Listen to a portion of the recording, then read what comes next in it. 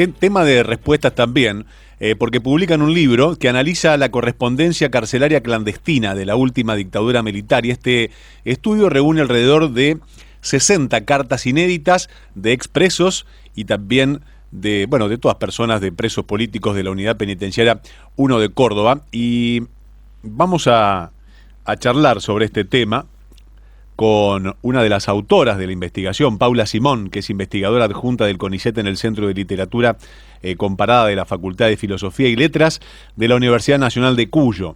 Paula, buenas tardes. Sebastián Chapiro te saluda aquí en Duplex, en LU2 de Bahía Blanca. Gracias por atenderme. Hola, ¿qué tal? Buenas tardes, un gusto. ¿Todo bien? Bien, todo muy bien. Bueno, ¿cómo nace esta iniciativa?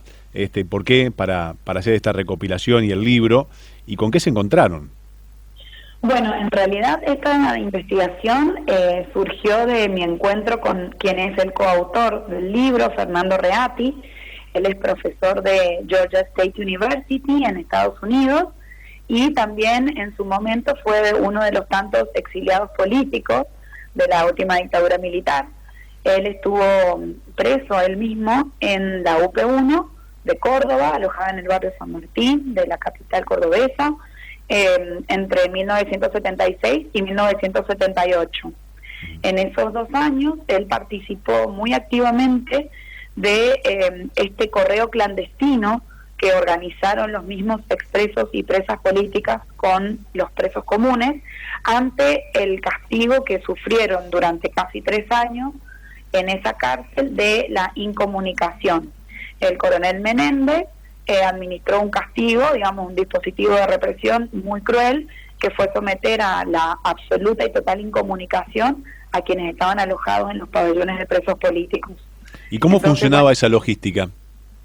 Bueno, en principio los presos políticos entablaron a través del lenguaje de manos contacto con los presos comunes, a quienes podían ver por disposición arquitectónica de la cárcel, de un pabellón al otro por unas ventanitas. Entonces así empezaron a acordar, a organizar de qué manera podían sacar pequeños paquetitos que contenían estas cartas que nosotros hemos recuperado.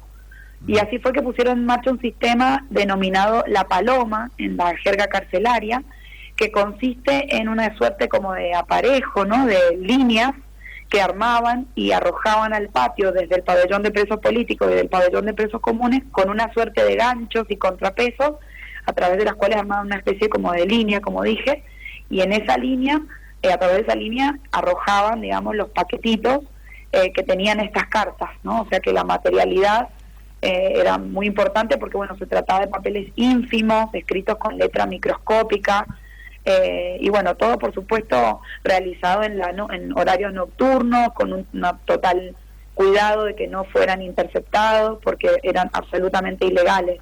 Paula, ¿y cuántos volúmenes se rescataron y dónde estaban? Bueno, en realidad las primeras cartas que recuperamos fueron las del mismo Fernando Reati y de su hermano Eugenio, quienes habían sido llevados a prisión cuando uno tenía 17 años y el otro no llegaba a los 20. Entonces, esas fueron como las primeras fuentes. Bueno, ante mi estupor por ver esas cartas que habían sido conservadas, pero con una preciosidad absoluta en una carpeta de cuero, yo las leí y me pareció que era un material muy valioso por la particularidad de estas cartas, ¿no? Que a diferencia de otras cartas que salieron de otras cárceles de manera legal y que por lo tanto eran censuradas y leídas y demás, y que tenían un tinte mucho más político, estas cartas son mucho más íntimas, mucho más privadas y escritas con la urgencia y la necesidad de saber lo que estaba pasándole a sus familiares y de contarle lo que estaban viviendo, porque tenían las visitas prohibidas como toda otra instancia de comunicación. O sea, las cartas llegaban por medio de este gancho, por esta Claro. sistema que se llamaba Paloma, y después los presos comunes, ¿cómo hacían para contactarse con los familiares y entregarle las cartas? Sí, le entregaban a sus visitas, generalmente a sus mujeres, y muchas veces en las visitas higiénicas, esto contado por los propios expresos, políticos me refiero, los testimoniantes, los quienes nos ofrecieron sus cartas, en las visitas higiénicas las mujeres sacaban las cartitas, estos caramelitos, o sea, las cartas plegadas, bien plegadas y armadas como una suerte de caramelito en las vaginas. Y luego ellas mismas se encargaban de, a partir de las indicaciones presentes en las mismas cartas, de enviarlas a los familiares de los presos y presas políticos que estaban en el exterior. Uh-huh. ¿Y con qué contenido se encontraron para destacar? Bueno, mira, un poco de todo. En principio, bueno, los pedidos de información, ¿no?, de las causas legales, sobre, bueno, qué estaba pasando en el exterior. También mucha información sobre cómo era toda esta cuestión de la metodología de la paloma, ¿no?, las vías, las contraseñas.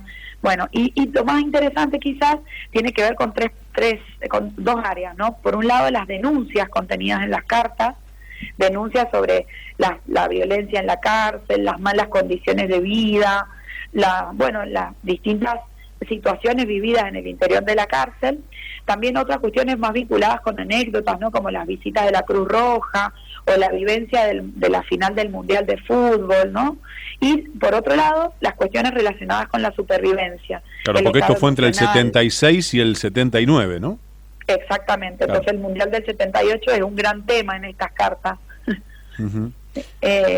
Y bueno, y después el otro gran tema sobre la supervivencia, ¿no? El estado emocional, como les decía, la salud, la alimentación, la higiene, la ropa. Es decir, estas cartas nos dan mucha información sobre cómo transitaron esos días estos presos, ¿no?, y presas.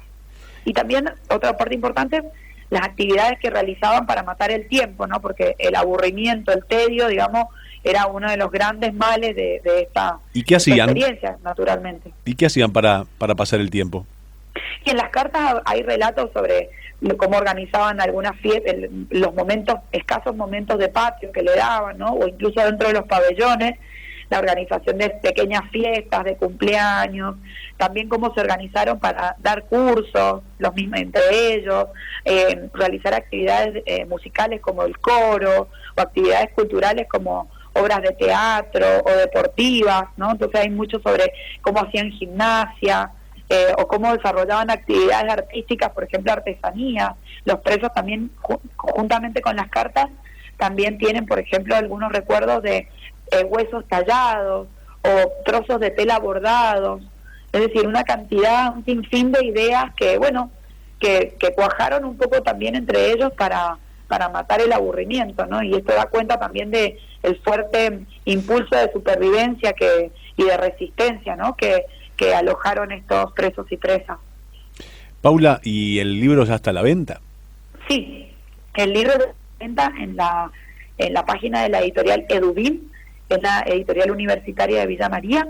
Uh-huh. Se puede conseguir ahí a través de venta directa. Luego seguramente que... ¿Cómo se llama el libro? Filosofía de la incomunicación, las cartas carcelarias clandestinas de la UP1 de Córdoba. Uh-huh.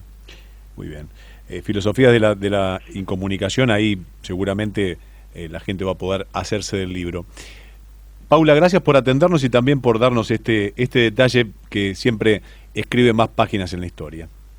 Muchísimas gracias a ustedes y bueno, espero que este libro haga un aporte a lo que todavía nos falta reflexionar sobre la memoria de este pasado reciente nuestro, seguro, teniendo en cuenta que son textos desconocidos que, bueno, que ahora salen a la luz un poco para ponerse en diálogo con el resto de los testimonios y cartas y discursos vigentes sobre la época. Paula, gracias por atenderme.